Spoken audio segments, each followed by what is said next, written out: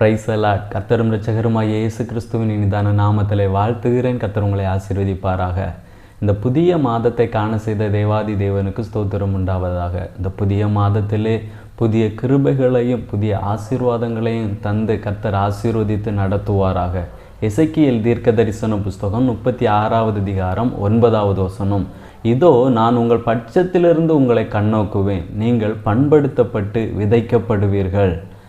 நாம் அநேக வேளைகளிலே சொல்லக்கூடிய காரியம், என் பட்சத்தில் யாருமே இல்லை, என் அருகில் நின்று என் சார்பில் நின்று எனக்காக பேசுவதற்கு எனக்காக வழக்காடுவதற்கு யாருமே இல்லை, என்னை கவனிப்பதற்கு யாருமே இல்லை என்று அநேக வேளைகளிலே நாம் சிந்தித்து கொண்டிருக்கிறோம். ஆனால் வேதம் சொல்லுகிறது, நான் உங்கள் பட்சத்திலிருந்து உங்களை கண்ணோக்குவேன் என்று. யோசேப்பினுடைய வாழ்க்கையிலே யோசேப்புக்கு விரோதமாக சகோதரர்கள் அநேக காரியங்களை செய்த பொழுது யோசேப்போட கர்த்தர் கூட இருந்தார் என்று வேதம் சொல்லுகிறது. அவன் கூட இருந்தது நிமித்தமாக அவன் காரிய சித்தி உள்ளவனாக இருக்கிறான்.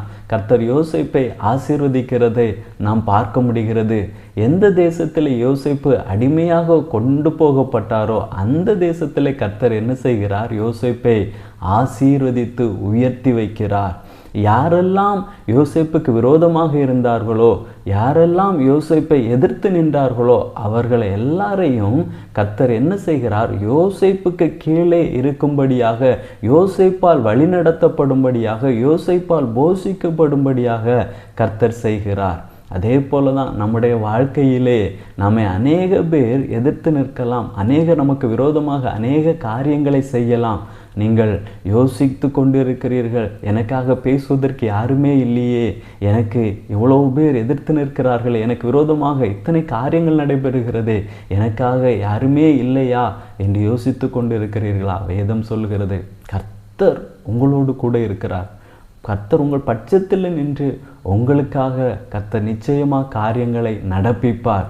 யோசேப்போடு கூட இருந்து கர்த்தர் நின்று ஆசீர்வதித்தது போல, யோசேப்பை உயர்த்தி வைத்தது போல கர்த்தர் உங்கள் பட்சத்திலிருந்து உங்களை கண்ணோக்கி பார்த்து நிச்சயமாக அந்த இடத்திலே கர்த்தர் உங்களை ஆசீர்வதித்து உயர்த்தி வைப்பார். ஜெபிக்கலாமா? நல்ல தகப்பனே, உம்மை நன்றியோடு உம்மை துதிக்கிறோம், உம்மை ஸ்தோத்தரிக்கிறோம் அப்பா. நீங்கள் எங்களுடைய பட்சத்திலிருந்து எங்களை கண்ணோக்குகிற தெய்வம் அப்பா. நீர் கர்த்தர் எங்களை ஆசீர்வதித்து நடத்துவீராக. யோசேப்போடு கூட இருந்து யோசேப்பினுடைய பட்சத்திலிருந்து கர்த்தர் ஆசீர்வதித்து நடத்தினது போல எங்களுடைய ஒவ்வொருவருடைய வாழ்க்கையிலும் எங்களுடைய பட்சத்திலிருந்து நீர் கண்ணோக்கி எங்களை ஆசீர்வதித்து நடத்தும்படியாய் ஜெபிக்கிறோம். உம்முடைய நாமத்தை மகிமைப்படுத்தும் இயேசுவின் நாமத்தில் பிதாவே, ஆமென்.